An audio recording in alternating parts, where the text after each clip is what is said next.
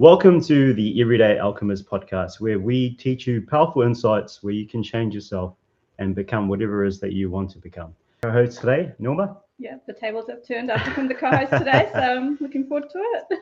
Brilliant. So today's guest is Rebecca Davison. Rebecca is a money consciousness coach who helps entrepreneurs understand the principles of wealth creation. Rebecca, firstly, welcome to the podcast. Thanks It's for great to have having you. me. Yeah, it's good to be here. I'm excited for this conversation. Fantastic. Rebecca, I just, before we sort of jump into talking about money and wealth creation, I just wanted the audience to get a bit of a feel on who you are. You've got a fascinating story. I think you started your life as a corporate ex-banker and then transitioned into a money consciousness coach. So if you could sort of, I guess, touch on those points on what your background was and who you have become today. Great place to start because it is relevant because I started, I guess, my journey really with wealth. I came back from overseas. I got a job in a bank. I actually started as a bank teller, and I was attracted to the job because, of course, it had security, it had the safety, which is often why people are reaching for when it comes to their money anyway. So I started as a teller, became a banking advisor. Loved the environment, the people, and the learnings. It wasn't for me, right? It wasn't really my sole purpose. I could tell that immediately. But it was a good training ground. And I learned a lot about the rational side of money, how to pay your mortgage off faster. I actually attempted to leave, and on the very same day, got invited to go and work in private bank, which was for high net worth individuals. And that was actually like a 20K per year salary increase. So it was pretty much a no-brainer. What was great about that, though, is I saw how wealthy people thought, how they were very impartial, how they treated money like a tool. They had a completely different relationship with money than a lot of the people that I've been dealing with in the banking chamber. So it was really fascinating to see entrepreneurs, celebrities, sportsmen, retired farmers, lotto winners, all different ways that they'd created wealth, but their perspective and attitude towards money. So really opened me up to money psychology.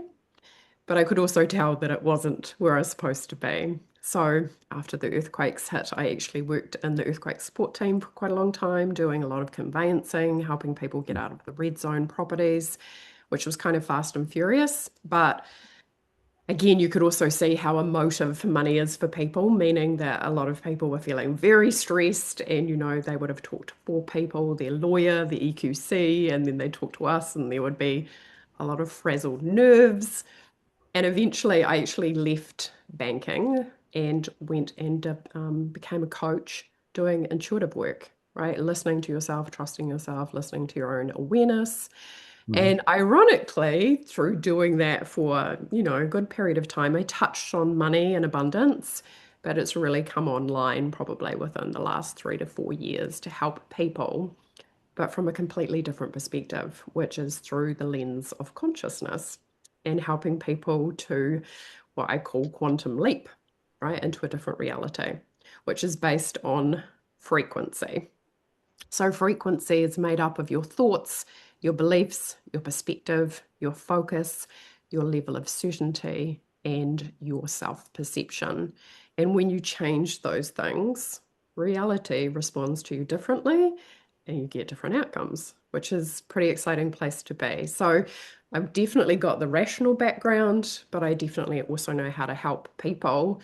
Often what happens too with conscious money consciousness work, it defies a lot of people's belief systems, right? Like you can be a person who is making $5,000 a month and starts making 50. But you have to change your belief system in order to do that. And it has to be something that you know to be true. And often this is where people will argue for their limitations, but it's just because they're locked into the perspective that they have of reality. But when you're Yeah. willing to kind of play with that, Yeah. excuse me, you can jump into something completely different. A lot of entrepreneurs do that. They like make more money, but then often the next month it's less. And I'm the person who really helps people to stabilize into bigger Sure. numbers and to do it consistently. That's amazing. I mean, I'd love to sort of unpack that with, we've got some other sort of questions as well that hopefully will enable us to dive a little bit deeper because, I guess a lot of our audience, they are, sort of 30s upwards. Some of our listeners are in 70s, 80s, and there are some common threads, entrepreneurs, businesses. So I'd love to sort of jump into that. I'm just inquisitive to know, and a wonderful background. So thank you for sharing. Did you always have this intuitive sort of belief system to begin with, or did that sort of turn up at a later point? I'm just curious to kind of know, was that something that you sort of felt like was an innate thing that you already possessed and then you just sharpened it after you'd gone through the rest of life? I actually think that everybody has intuition because everybody has a soul. And intuition is just the way your soul communicates with you. And most people know their intuition through what they don't want. Right? Like everybody, you can ask anybody and they will tell you, they will know with clarity exactly what they don't want. But the skill set to be able to shift it into even writing down what you don't want and identifying what's the opposite of that, that is what your soul desires, right? Your soul always desires freedom, expansion, pleasure, enjoyment, satisfaction, fulfillment, freedom.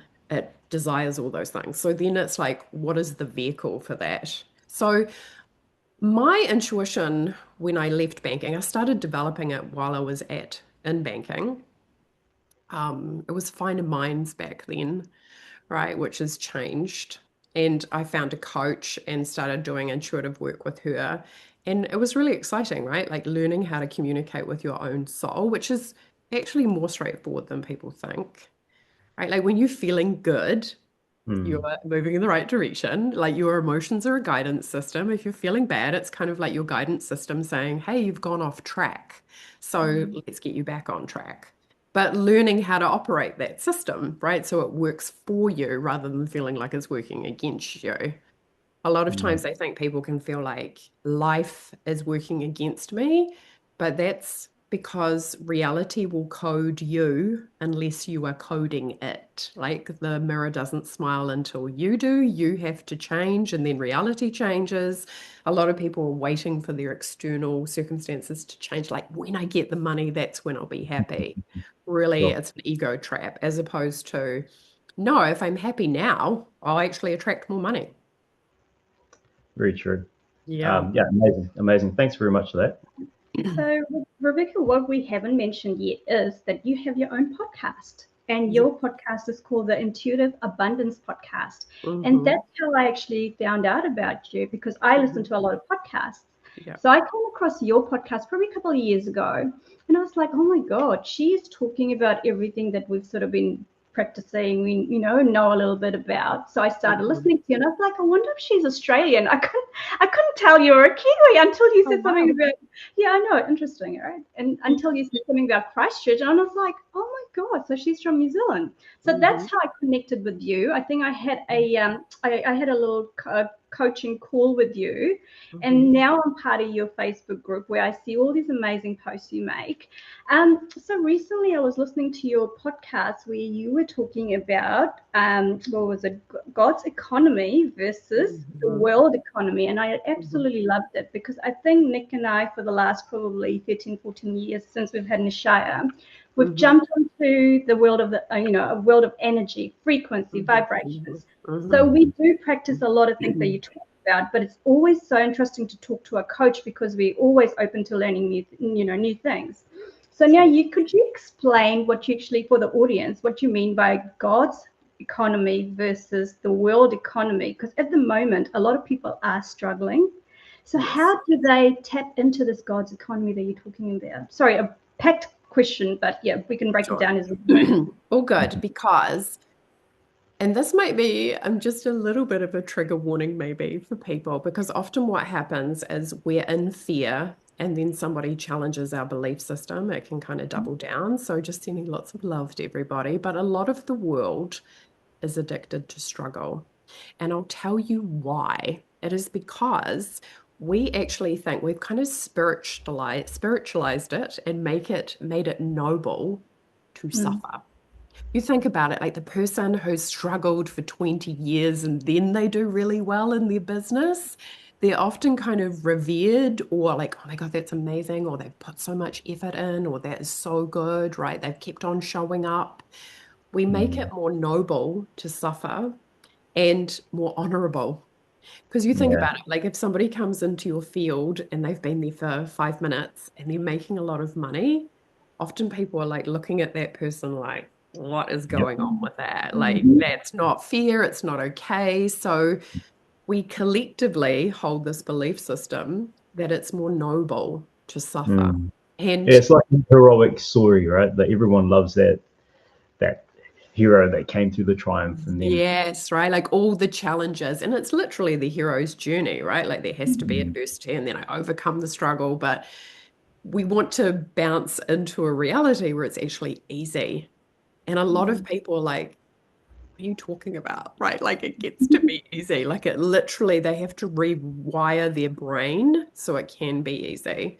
So God's economy is really about being the person who is not looking at the external world. And this again can be challenging because the external world feels very real, right? Like we can touch things, we can hold things. It's like, of course it's real. But what you have to understand for humans, we only see 0.0035% of all light spectrum, which means there's a huge amount of information that we do not see. And what happens is people are attached to the external world. Like I said, they're waiting for the money to show up so they can be happy. They're waiting for the money to show up so I can feel safe. But what you have to understand is the external world is like an optical illusion. Because how do we know that? Because it's finite, which means what is everlasting is our infinite nature. Right? And again, I'm not really a religious person, but there is a lot of wise advice in the Bible. And one of the things that I do adhere to because it's true, which is seek ye first the kingdom of heaven within you, and all else will be given unto you. In other words, you have to go inwards to activate your relationship with your infinite intelligence and to create abundance. You know, developing your intuition so it can literally tell you, do this, and then you will make more money. And a lot of times people are so caught up in thinking, I have to go out there and I have to do this thing. Like even having a job, and again, trigger warning, having a job that you don't love is never going to bring you money that you love. It can't, it's not a match, right? So having the courage to choose the thing that you love, so you are creating wealth that you love. And that's why a lot of people love entrepreneurship, right? Because it's limitless. But to come back to understanding that God's economy is created from the inside out. It's created through frequency. It's created through your perspective. It's created through owning your power and understanding how reality works. Because a lot of times people are giving their power away. They're waiting for something. They are convicted that life is a struggle. And then, of course, I help people go into money is easy. You can make more money. Your intuition can literally show you how to make money. Like, I'll give you an example. One day I woke up and I was about to go overseas and I got a download to make an offer while I was overseas. That's all I got. So I went into my Facebook group and I said, who here is in the UK or in London? Didn't even know what the offer was. And then some people put their hands up and I sent a couple of messages and I said, look, and by that stage, I'd identified that it would happen in London and I only had 3 days in London, which was ironic, wasn't it?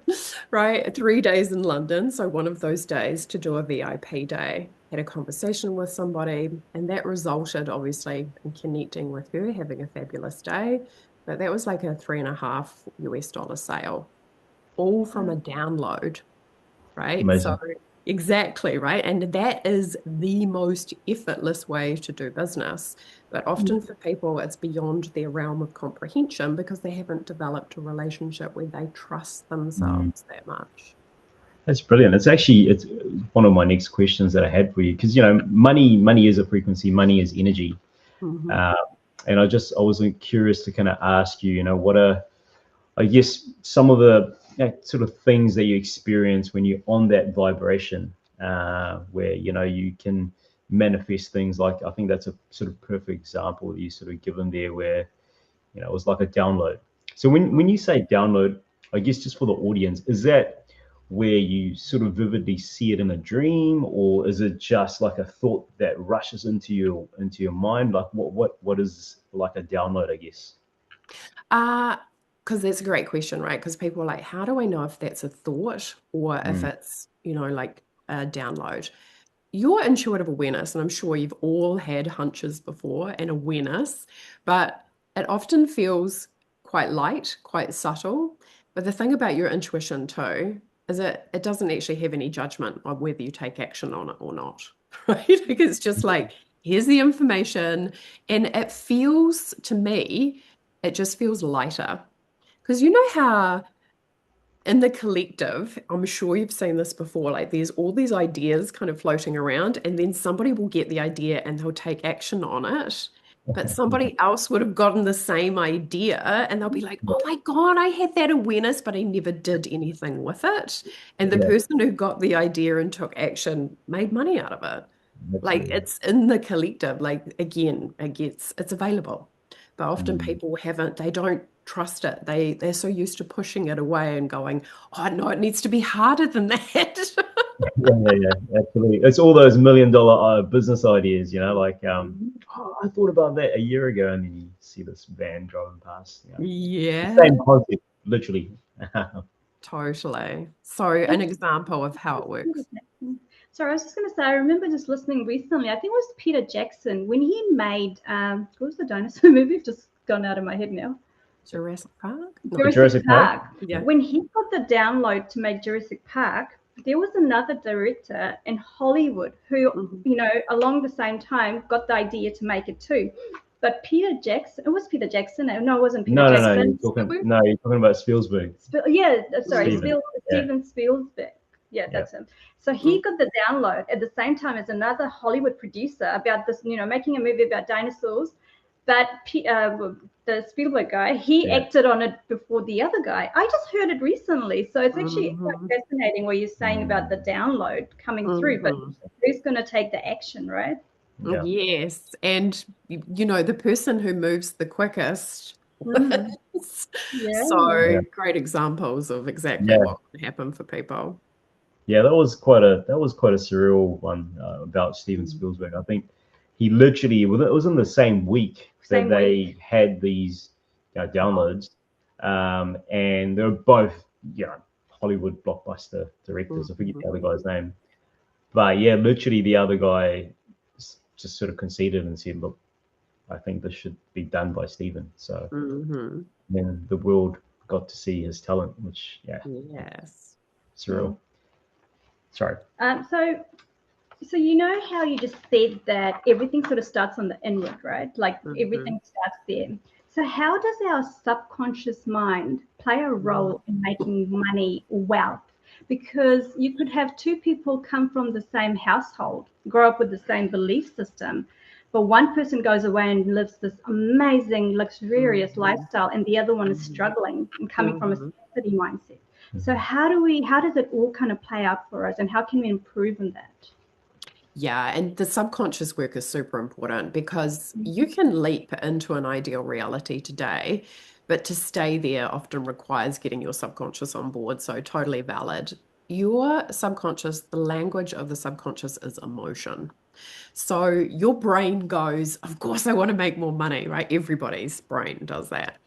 But your subconscious can have a different perception of that desire. And that perception is going to be affected by your money relationship from the past. If you've seen your parents argue about money, if somebody's betrayed you in relationship to money, if you've lost money, if you have shame around money, all of those things are impacting. And that if they're charged, like highly emotional, your subconscious remembers all of it. And the thing about your subconscious is it has no concept of time. So to your subconscious, it can feel like it happened yesterday. So this is why we need to be super aware, because if things aren't moving or shifting, it's because the subconscious is not on board. And there are actually 3 planes that need to be lined up: spiritual, It's already there. It's already available. As soon as you think of it, it's actually available to you. Your brain, right? You have to think like that version of yourself. And Mm. physical, you have to move like that version of yourself. But Mm. things get sticky when the subconscious is like, the subconscious is sitting there. Like one of my things that I had to work through was money is dangerous because it's going to hurt me. Like I'm going to get attacked. Like people are going to be unkind. They'll be mean. I'll Mm. lose love. I'll lose friends. I'll lose support. Very common for entrepreneurs to kind of come up against that. Like, who am I going to be if I have a lot more money? Sometimes Mm. people reject it because the responsibility. Like maybe they've seen somebody be irresponsible with money as a child, and then they're like, well, I don't want to be like that. So I don't want to put myself in the place where it feels like pressure to be more responsible. So again, the subconscious is super powerful. It's literally driving a lot of our behavior. So if it's not on board, it's not going to Mm. happen. But the beautiful thing is, when it is, boom, things can happen really quickly. Yeah, that's why So, you see people that are doing the personal development work, working on themselves, they actually don't struggle with money. They have a belief system to know money is going to come to me. And then you could have another person that has 2 or 3 jobs and they haven't worked on their subconscious mind and they Yes, keep chasing money, right? So mm. that's right. that's really, yeah, so And that's, interesting. like I'm skilled at that, like to be able to read somebody's energy and go, what is going on that it's Yeah, causing for money to come into it? Because it's always a safety issue. What's going yeah, on? absolutely, It's not coming in. absolutely. I think I love that conversation, that part there, because we do hold on to a lot of money beliefs, particularly from, I guess, our parents or our upbringing, and in particular, I mean, some of that stuff sort of resonates with me, particularly when you've sort of been witness to somebody not being good with money, Yeah. as you're sort of growing up. Could be a parent, could be Mm-hmm. caregiver, could be older brother, sibling, Yeah. and you sort of see their struggle, and in some way, shape, or form, sometimes you sort of fall into that trap of it kind of manifesting in your own life. Yeah. So yeah, that's it. It took me, I think, as I sort of gotten older, and you still struggle with it. There are still it creeps in sometimes, and self doubt creeps in, and Mm-hmm. but knowing and having these tools, I think, is very, very helpful to almost like reprogramming your mind, Mm-hmm. and knowing that, hey, look, this thing is happening because you know I've shifted back into that formation, Mm-hmm. almost. It Totally. actually sort of moves me into my next question. So we sort of mentioned that a lot of our audience are sort of 30s up. A lot of them are family people, and they all generally have this one thing in common, which is a mortgage, the big M word. So I'm going to go there. Mm-hmm. And look, I guess for a lot of us, taken on a huge mortgage, and depending on where you are, what stages you are in your life, it's either going to be a really good thing or it's going to be a really bad thing. Mm-hmm. But often a lot of us are, committing to something, and that's how we see it. We see it as a commitment to ourselves, to our family. Mm-hmm. I guess some reasoning behind why we're earning this money, to pass it down to the next generation, to our kids. But generally, most people, and particularly in I guess in the climate and the environment that we're living in, it's a big amount, and it's with interest rates and I guess everything else that's sort of contributing globally, it's almost become like a frown thing. I mean, there's a lot of stuff on social media these days. Don't get a mortgage, almost. Live on rent. But then Mm-hmm. if you're on that flip side and you're renting and you're like, well, I'm almost paying a mortgage rate and I don't even own this property. Yeah. So I guess, a lot of people have taken the punt, they've committed to a mortgage. And I think it might have been a post that you had sent out recently where I think you've paid off your mortgage, if I'm correct there. Mm-hmm. So I just wanted to kind of, I guess, have that conversation with yourself where, is there something that, somebody that's listening today, are there some specific things, whether it be spiritually or from a Mm-hmm. tactical perspective, that they can look into to, sort of help them make this mortgage part of their life a little bit easier? Sure. And I love that question because I'm going to answer it from lots of different perspectives, one of them being an ex-banker. And I am not a certified financial planner, so I don't have, disclaimer. This is my opinion and also advice as an ex-banker. That one thing that you can do on a practical level that makes a huge difference if you're not aware of this already, and hopefully everybody in your audience is already anyway. If you have a weekly mortgage payment, one thing that you want to be doing annually is just increasing the payment by even a small amount, like even $5 a week over the course of a year makes a huge difference in the amount of income, amount of interest that you can save, like literally tens of thousands of dollars over the course of the mortgage. You always want to be paying as much as you can comfortably afford, right? But that one thing, like you think about it, $5 one year, another $5 another year, over time, it's going to save you a huge amount of money. And it's usually a small increase. And you can justify it because it's like, that's a cup of coffee, right? Not a problem. But it does make a big difference. The other thing that I would do, which is a little bit more multi-layered, is one thing I would be looking at is, do I still have anything connected to the energy of struggle? One of the things that I identified when I paid my mortgage off was I had really attached a lot of nobility to it. That I'm doing this good thing, right? Like I'm paying my home loan off, and that's a really good thing. And then I felt a little lost that I didn't have that anymore because it had become such a purpose in my life. And in going through the identity shift of, yeah, now I own my home, but I don't have that purpose anymore, it was a little bit strange. So I would definitely, if I was working with a client, they had a mortgage, I'd be looking at what is your relationship with the debt? What have you made it mean? Right? And the other thing to do in that place is, how does it make you feel? Like if it feels heavy, practice having it feel light. If it feels like a burden, what does it feel like for it to be easy? Because people hear that, but they don't follow through on it. If you've got a mortgage and it feels heavy and burdensome and like, oh, this is really you have to practice the feeling of like, this is easy to pay off, right? Like I feel so light because it's so easy. Because often what's happening is people are, again, doing the thing to try and get the outcome, right? Whereas you want to be the person who's practicing the feeling of the outcome before that is the way to pay it off. Because I think you're sending a signal out to the universe, which will, it's emitting a frequency. The universe will be like, well, that's what you're choosing energetically. Here, have 10 grand to pay it off. So it does feel easy. So it's a match, right? So true. I think a lot of people associate that emotion of only feeling good about it once it's paid off. But yes.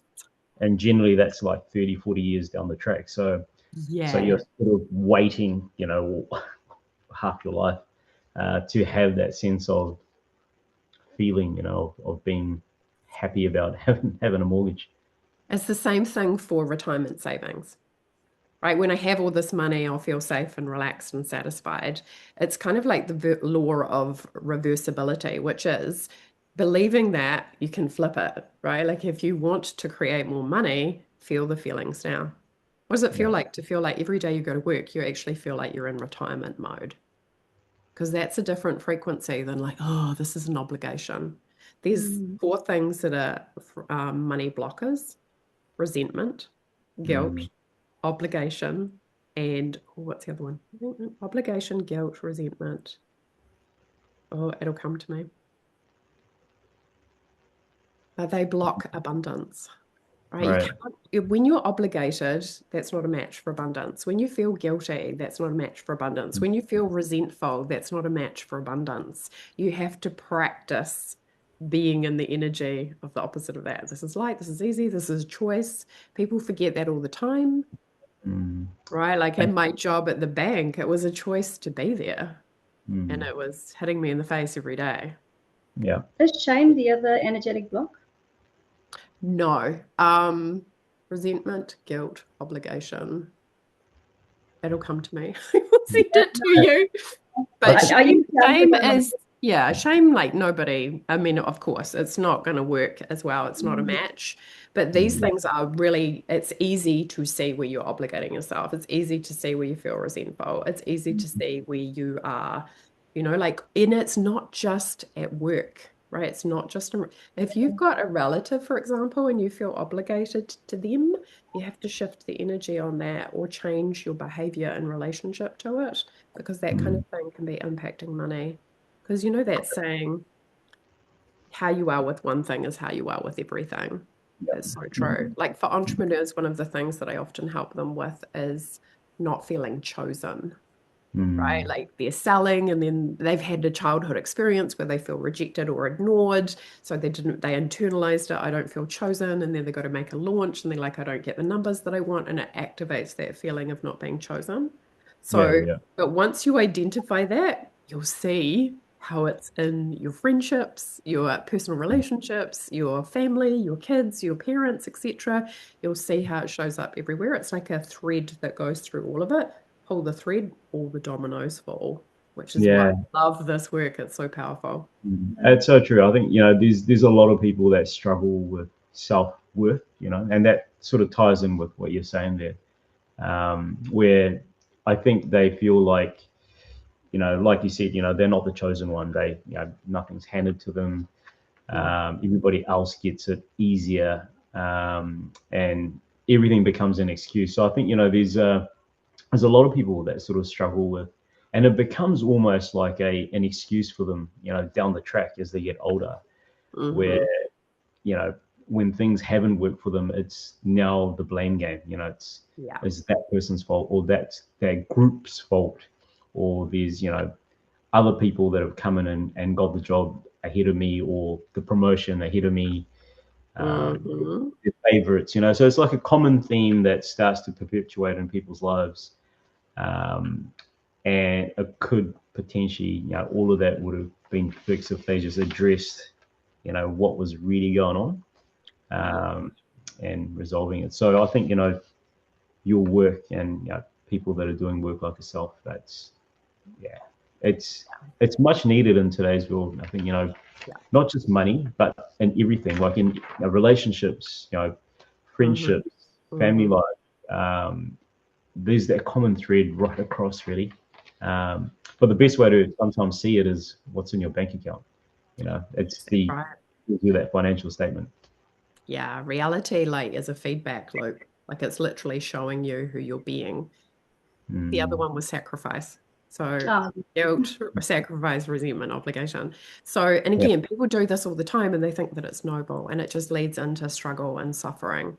And you're absolutely right, because in order to create what you want, you have to be 100% accountable for who you're being, which Mm, means that the version of you who responds to a problem and you're making 10K a month, the version of you who's making 100K a month, they see it completely differently, yeah. right? Like I literally, I'll give you an example. I had a circumstance a wee while ago.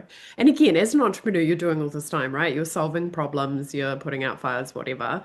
Okay, that's literally what you help people do, solve problems. And I realized that I'm running a retreat in Italy. And I realized that I had told the people coming the wrong date. oh no. And when I realized, like, I was just like, right. And somebody had already booked some accommodation. But what I did is I snapped into, because when somebody comes to work with me, we choose a money goal. And there's a reason behind that because it has a certain frequency. Like 100K self is different than a 10K self. So if you're your 100K self, how do I solve this problem as my 100K? And it's like, it's not a problem, right? Because I'll figure it out. I'll pay for any expenses. I will do what it takes. Right. Whereas your 10K per month self might be like, oh my God, how much money is this going to cost me? This is not good. But your point of view, like who am I choosing to be in those moments, is literally determining what happens next. And because Mm, I had that awareness, like I had to wait a couple of days because I was like, if she's already made a deposit, I will pay for that if necessary, right? I was already running that energy and it worked out perfectly, no problem. A lot of people hadn't booked their flights yet, thank goodness. I paid somebody $100 to change her flights. No big deal, right? I had to change my flight, so a couple of $1,000, but in the end of the day, no big deal, right? Like Yeah. it's all done, dusted. But having that perspective, because there's a version of you who can freak out. There's a version of you who's like, this is no problem. There's a version of you who's like, let's make this more difficult than it actually is. There's a Yeah. version of you, right? There's all these different versions of you, and you're choosing how you're responding. But the universe is always watching, right? It is always seeing who you're being. And that's why it's important to respond, not react. Love that. That's so true. I think, I've personally had very similar things happen, and like, we share about these types of things happening, and the more you sort of just lean, and naturally it feels like, picking the option that's going to cost you more money is the wrong option. But in hindsight, it's always the best option. And sometimes, particularly if you're accountable and you've made the mistake, and then you address it, the payoff is tenfold, but you just have to trust, So Yeah, no, I'm enjoying this conversation. I was just going to say, so we talk about abundance, and most often people think abundance is just money, but it isn't really just money, is it? Abundance means abundance of health, abundance of peace, abundance of love, and I think you can't be rich in one area and be poor in another area. It has to be such a balanced life where you feel abundant in every area of your life, then it tinkles into other areas of your life. So could you, in terms of, because my goal for these podcast episodes that we do is that we actually give people practical steps. It's all good. There's so much information out there. And it's no good listening to the information if you're not going to take some actions. So, we've talked about how money is energy. We live in a world where there's frequencies, there's vibrations. So if someone's listening, they're like, okay, well, that's all good. Rebecca's a coach. She's paid off the mortgage. Neelma and Nick seem to be doing okay. But for me, I'm really struggling. How do I come out of this poverty mindset when I've got hardly any money sitting in my account, right? How do I tap into this God energy, universal energy? Could you give us some practical tips that Tom, or someone's listening out there and they go, okay, well, Rebecca said this and I'm going to try it for 30 days and see where it takes me. Okay, so I love that question because it's so relevant. And this is how I would approach it. Play games. Right? Play games with reality. A game is something that's fun, right? You don't know what's going to happen, but it's just easy and it's fun. So keep it light and enjoyable. These are the kind of games that I've played as an entrepreneur. So specifically for entrepreneurs, I've played the game of what does it feel like to get paid every day? I just did that like as an idea. I'm just going to play and see what happens. And I got paid 10 days out of 14. Right. And some days it was bigger numbers and some days it was less. But of course, what you focus on expands. And then I was like, oh, wow, that's really cool. And now I can cultivate the energy of being paid every day. And now that's my expectation. Right. That's how it works. Another game that I played, which is super fun, which anybody can do, is just realign the meaning. There's no hierarchy in order of miracles for the universe. Like if you manifest a cup of coffee, it's the same as manifesting a Lamborghini from the universe's perspective. Again, if you read Course in Miracles, there's no hierarchy. So play with this. If you're going to spend $3,000 on something, what does it feel like to have it? What does it take to have it feel like $300? What does it take to spend $300 and have it feel like $30? Or spend $30 and have it feel like $3. All we're doing there is reassigning the meaning. Because as humans, we go bigger number, more important. And one thing that you absolutely have to do is normalize big money. And the way to do that is energetically to make it smaller. Like 20 grand's just showed up, no big deal. Right? You make it smaller. When something's important, we give it more space. When we give it more space, there's more space between us and it. So playing with that kind of reduces. Just recently, like I paid a $38,000 bill, didn't blink. Me, a couple of years ago, I would have been like, oh my God, right? Like it would have felt like I was buying a country, right? I was, so again, what is that? I'm Well, being it's true, right? Like somebody else that, would see 38 grand, you'd be like, somebody ring 111 because, something's about to yeah, happen. I'm having a heart attack. But it's association of meaning. The other thing, if you're really feeling crunchy about money, no matter how much money you have got in your bank account, like let's say you've got $10 or $5 even, walk around a supermarket and look at all the things that you can buy for that. Right? Like, I don't know, a 2-minute noodles or something. Like I don't know what that's worth, but like you're going to be able to say to yourself, I can afford a bag of peas and this, right? Like, or I can afford this, or I could buy 10 of those because they're $1. You just have to start working and focusing on what you do want, not what Yeah. you don't want. You don't want to feel broke. You can't keep on focusing on being broke and create. It's like trying to sit in two chairs at the same time. You Yeah. have to vote, but you can just make it a game. And like I get clients to do this sometimes. Like, how much money have you made this week? Let's say it's 500 bucks. What can you buy with that? Yeah. Yeah. I don't know. That's a lot of gin and tonic, or that's a new pair of jeans, or that is, like that's 5 meals out with my partner, right? Like, see the value of the money and focus your attention that way. So just make it fun and a game.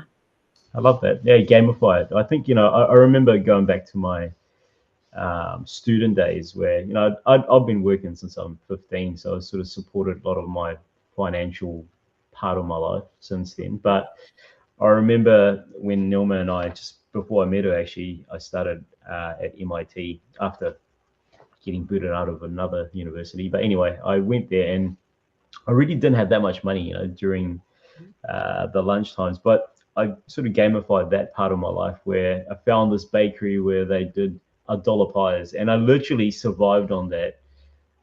Like, seemed like forever, but look, it was, I gamified it in a sense where I knew that I could have that for lunch and I could eat this for afternoon, and yeah, like, and you just learn to adapt and survive, and after a while it becomes kind of fun because if you are able to kind of save something in between that, then you can have other things. So I think Yes. rather than giving up altogether and becoming dependent, maybe look for opportunities out there. Yeah, and it really is because one thing, like when I was in banking, I remember telling a guy that his home loan had been declined, and it's like I crushed his soul in that moment. And I was just like, oh, this is just dreadful, right? Like he couldn't even hear me after I said, I'm so sorry, it's been declined. He couldn't hear me because he was emotionally impacted. And he couldn't hear me to even make a plan, right? To be able to go, okay, let's do this, and then you can come back. Like I just imploded his self-worth. And when we see money as a measure of our self-worth, where it's always going to be fragile because what happens if money is taken away from you? The beautiful thing about cultivating your frequency, like you were doing, like I'm being resourceful, I'm figuring it out in those moments. I will find that dollar coin, or I will go to the bakery at the right time to get the pie. Like you figured it out, you become resourceful. And what happens, literally, the game, there just becomes a game of extra zeros behind it. Right? Yeah. Like you figured out how to be resourceful and use your dollar. Now you do it $10, $100, $100,000. You get to be the person because you've neutralized the meaning that you've put into it. And that's Yeah. a good place to be, right? Like we all want the $100,000 Honestly, bag rather than the $1 bag. Yeah, absolutely. we've actually been playing this game. I've taught Nick when we spend money. So say if we spend $30, just imagine $300 coming back into our That's account. right. Same thing. Because sometimes he has to, do big payments and stuff. And I'm like, just add another couple of zeros and pretend and tell yourself it's coming back into our account. So I love how you're saying that because we do that as well. We actually play games. And it does say, act as if. I think That's going back to manifestation, sometimes people get so frightened with the word manifestation, they keep chasing the thing rather than chasing the emotion. If you go chase the emotion and the feeling behind it, Yeah. it makes it easier, right? And you Absolutely. have to challenge your beliefs about manifestation too, because manifestation is working whether you are working it or not. So Yeah. people have a lot of disillusionment about it because they don't have all the information and they haven't seen it work in their reality. And then they feel like they're doing it wrong or something's wrong with them. And all of that has to go off the table to go back to, yeah, it's always working, but let's make sure you know how reality works so you can master it. And the beautiful thing about it is becoming a person who feels free, who's making the money that they want. You literally crack the code and you go into a whole different level of reality, which is, I don't have a money problem anymore. So what happens now? You're having conversations about, where do I put it? Or, do I want to be a person who makes 200 grand a month as opposed to 100? Like the conversation changes, which is, I think, what all humans truly desire, because money is just a side effect of who you're being, right? Like what's important is you and your relationship with yourself and knowing that you're powerful and you get to create, like you guys say, anything that you want. It is available, but you have to change your belief system. Like if I'm helping somebody at the moment change her belief system so she can have, 50 to 100K, offers. A lot of people are like, deer in the headlights because they don't even believe that's possible. But of course it is. But who do you need to be, not just to have an offer, but to sell it and to sell it consistently and to know the value that you bring the value to that. That's where Because you have to work on your belief system. because you can have the money will come, but can you hold on to it as well? That's why you hear about lotto winners. Some of them, they lose everything they gain within a couple of years, right? Because you have to have the belief system that can actually hold on to money as well. Your Yes, container has to be a match to what you want to receive. totally. And that's actually the identity. Like people who make money, but they lose it because identity is foundational. Identity is deep. Like we are creatures of habit.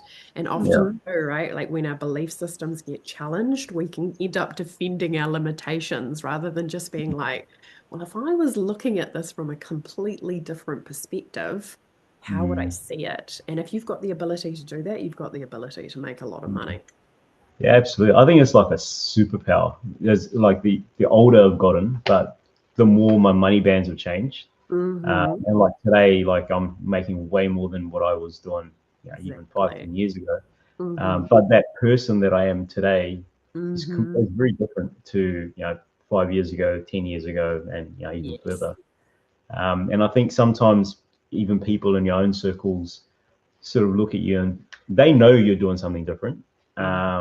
And I think, that's sometimes the realization that I'm having sometimes is, maybe I'm probably physically different to them, in terms of like how they view me, which sometimes I neglect, but you do become somebody different. And I think once you become that, then like you said, the byproducts, like you guys are saying, the byproduct of money just starts to flow in. But that's, to me, is now just a measurement of, it's kind of like my ledger, to say, okay, cool, ticking these boxes to what, eventually I want to become.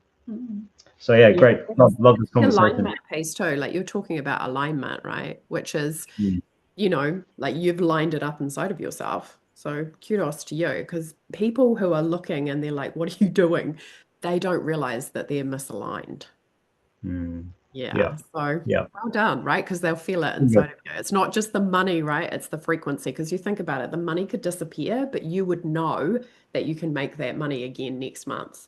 That's intangible. Nobody can take that away from you. And that's what's wildly exciting.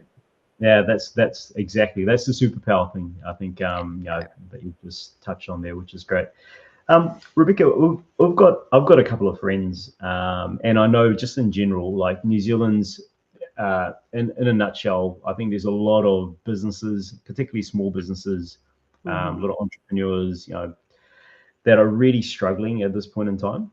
And I know a couple of friends personally that've got businesses like literally on the brink of like closing shop. They've been in business for some of them, 10 plus years, and they've done fairly well. And then through that sort of COVID patch, I think, the ones that survive have managed to do okay.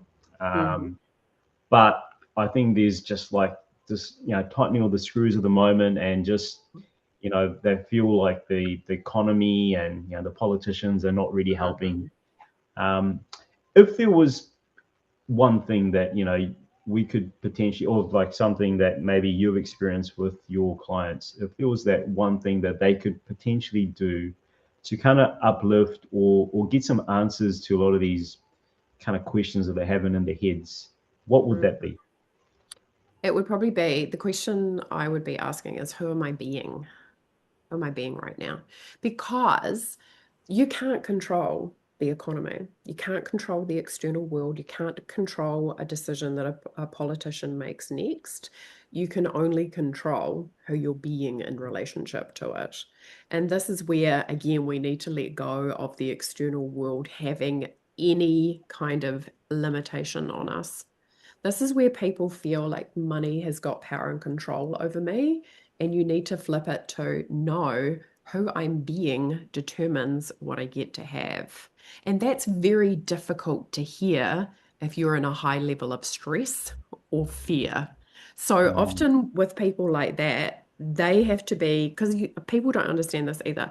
Manifestation creation is moment to moment to moment. And I'm sure you've all noticed what this like. If you have a thought process and then it gets worse, right? Like you've given it a crack and then it's just like, oh, it's huge, right? Your ability to like lock that back down, which comes back often to your own standards and boundaries inside of yourself. I'm not going to let myself go into a death roll spiral. I have to bring my attention back to what it is that I want. So immediately stop talking to what you don't want. Right? Like, I don't want the economy to get worse. I don't want interest rates to do this. I don't. Stop looking at that and start looking at what do I want? Because it's just going to shift the energy into a direction that feels better. I want it to feel good today. You know, like people, I know people who do this in retail where they're like, some people are like, they don't get any clients, right? People come in, they don't buy. And then other people, you walk in and it's like they're a magical unicorn. And you, before you know it, you've spent $500 and you're like, what happened, right? I just felt the energy. It felt so good. I wanted to spend money, right? Like running those kind of energies through your business. But it's very difficult to do that if you feel fearful, which is why I do energy clearing work too, right? So, because often too, people almost, it's like they need to be witnessed in it before they can let it go. They feel like talking to it is actually making them safer. And of course, it's not, because they're talking to it because they're trying to gain some control over it. They feel out of control. They're like, oh my God, what do I do? And then they perpetrate the very thing that they're actually trying to avoid, which is making it worse. You do similar stuff, yeah, with your money clearing. Yes, right. I do Reiki, so we do. If something feels stagnant, we go in and kind of clear it away. We speak to it as well because our words are so powerful.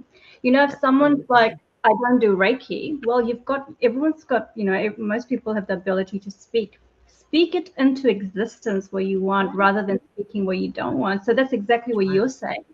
Perfect. That's the same, right? And the principles are the same, right? Like consciousness and creation is the same.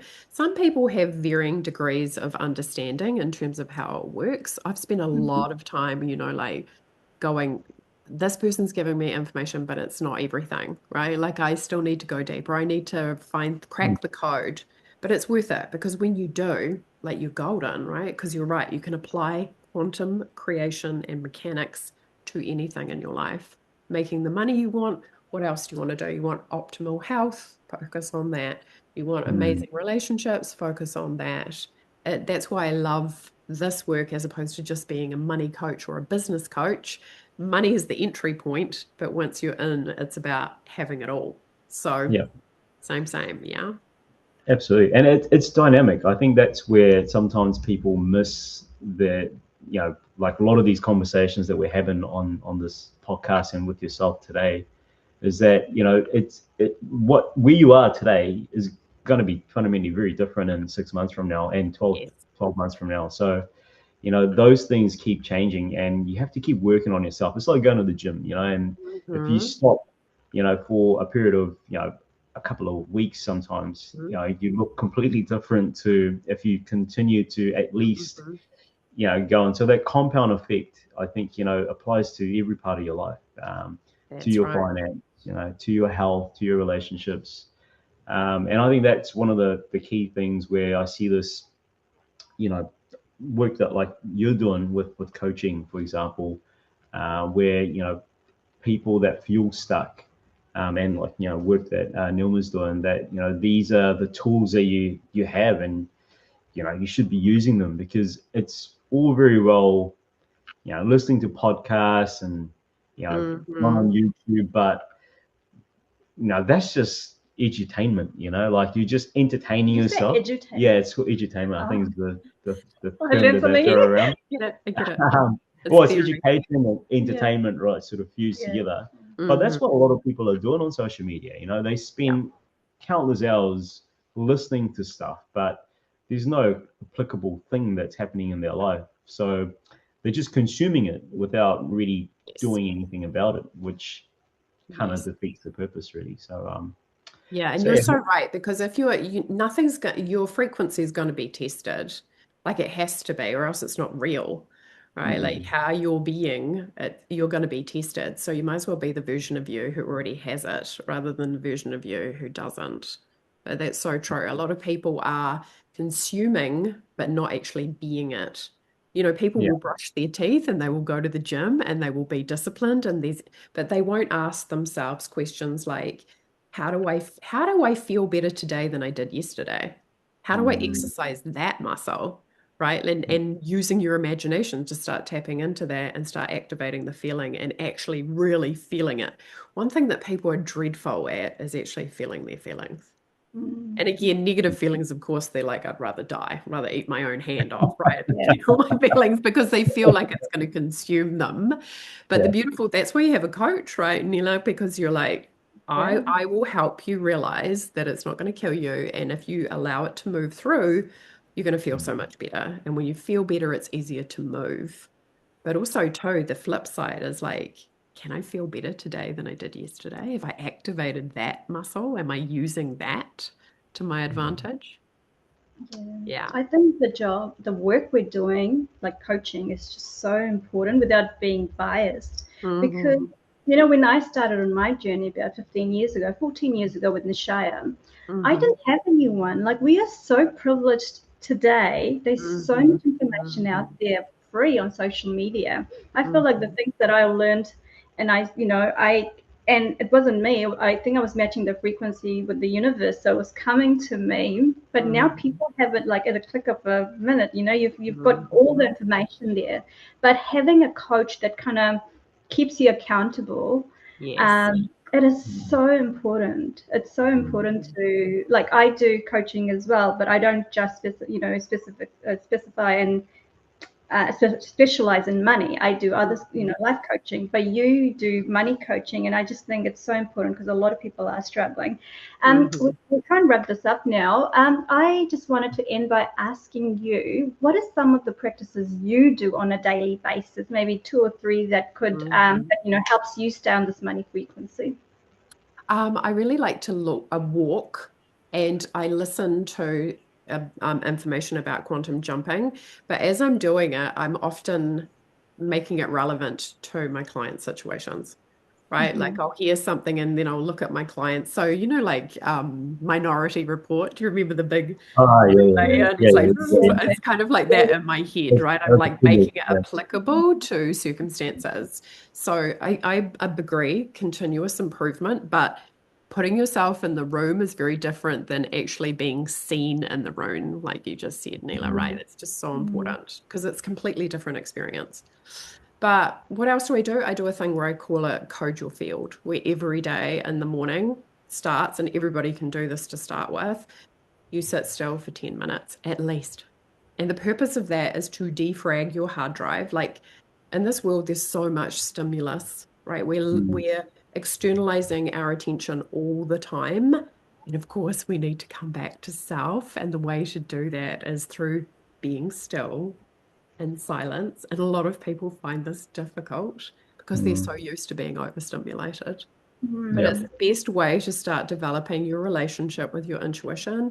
It's good for your creativity. It's actually about relaxing because the version of you who's making more money is more relaxed. first. Mm-hmm. So it's something, and again, you want to do it at the start of the day. You're showing the universe that the spiritual plane is important to you, whatever that looks like for you, because that's your greatest power. It's the energy that creates through you. It's something really simple. There's other things that I do in Code Your Field, but that would be number one thing that you can start and apply today to let go of the external noise and hear what is for you.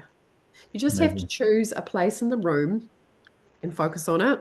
Keep your eyes open. Your brain will still think, but it will shuffle your thoughts. Often we Yeah. walk around with open tabs and unfinished thought processes, and it just gives your brain a chance to kind of relax and catch up and organize itself. Yeah, Amazing. that's So yeah, like a stoic sort of, yeah, I do something similar in the mornings. Not so much kind of sitting down, but with my breathing, sort of just switching off. Yeah. And literally not thinking about anything. Yes. And Yeah, and if you can meditate, absolutely. But a lot of people, they're like, don't make me meditate, because they go into resistance, right? And that's kind of defeats the purpose. So it's like, you don't have to meditate, but just sit still. yeah, everyone's different. I mean, like Neelma's an avid meditator. Me too. I love it. I love it. Me too. If I don't do it, I feel like something's missing. I have to do it.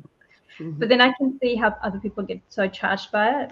So sitting in silence, that's amazing. Thank you so much. Now, Rebecca, you've actually got a questionnaire on your website. Could you talk a little bit about that? If someone's listening and they want to know where they are with their money, could you just talk about the questionnaire, how it can help them identify where they are? So it's called a business prosperity quiz. And if people jump on, they can answer a series of questions. But there's intention, obviously, behind the questions, which is really about where is your frequency in relationship to money? Because the questions are designed to kind of show me what that is. And from there, I can have a consultation with people, but it will send them a report so they can see where they're based in relationship, to money, the future, their business, how they feel about what's happening. Because one of the greatest tools that we have is self-reflection, right? And that's why people love doing a personality quiz or something like that, because it's showing you something about yourself. It's reflecting back to you who you're being. So it's super important to go, well, how do I feel about money? Have I actually asked myself that question recently? One of the really common beliefs, it's hard. It's hard to make money. And when I talk about money being easy, people often, go cross-eyed and go, is that even possible? Because it's literally creating a new neuro pathway in their brain. Like, oh my goodness, is that in a reality that's available? So yeah, the quiz is about identifying where people are at and where they need help in regards to becoming a version of themselves where it is easier. Can anyone do it, or is it just entrepreneurs? Yeah. Anyone? Yeah. Okay, it perfect. pops up, I think, on my website, but also on my Facebook page as well. I'll put your details. I'll share the links so if anyone wants to get coaching through you or do the questionnaire, they'll know exactly where to go. Amazing. We had quite a lot more questions, but I do feel like I wanted to kind of keep this episode as it is. There's been some amazing nuggets that we've sort of discussed, and would love to have you back for maybe a follow-up podcast down the track as well, Rebecca. But yeah, we did you have? No, I'm good. I was going to ask you, do you have anything on your heart you'd like to share before you go? If there's one thing that I would share with your audience, it's believe in yourself. Most people, they think that they have all these money problems, but often people have a self-belief problem, right? It's like they don't believe it's possible for them. And that is one of the biggest erroneous, incorrect beliefs there is. It's available to everybody, but you must be willing to change your belief system. So you're looking at reality from a different perspective. And when you do that, you're going to be a different person and reality will shift. That's how it works. It sounds a little bit fantastical to somebody who maybe is just new to the work, but even asking yourself, what would be possible for me if I believed in myself like 1,000% more than I do?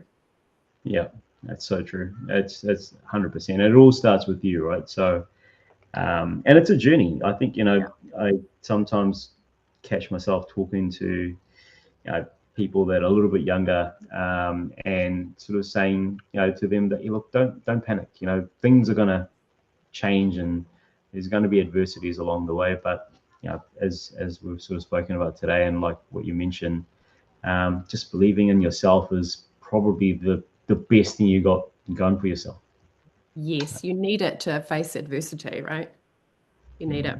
And life is going to bring challenges, but it's all about the version of me who's responding from a place of having no self-belief. And it's going to be very different being the version of me who's got rock solid self-belief. They're going to have very different outcomes. Absolutely. I think we didn't name our podcast the Everyday Alchemist. It came through. It was dropped in. Nice. So I think that's what we try and teach our audience or share with our audience, that we all are so powerful. It is an inner journey rather than an outer journey. And we have Totally. all the answers inside. Like you That's said, right. if you just sit down quietly and do nothing for 10 minutes in the morning, you're actually connecting with yourself. All the answers are there already. We're so busy in this world. Everything is like really on a what do you call it? Like it has there's a term for it. I can't remember now. But we want everything in 2 minutes rather than going in and sitting and looking for the answers. So I think the work you're doing is incredible. I think there's so much need for it in this world. People are really struggling, and it breaks my heart because I have experienced it. You have experienced it. There's so many people that have experienced that. It is so possible to have the life that we want just by connecting and going inwards. So I think your work is so important, Rebecca, and I really hope we've managed to portray that to our audience today, and they can connect with you, because it is definitely life-changing. So we actually had some more questions about ascension and all that, but we'll save that for another episode. Thanks so much for having me, guys. It's been a pleasure. Awesome. Thank you, everyone, for listening. We'll catch you up in the next episode.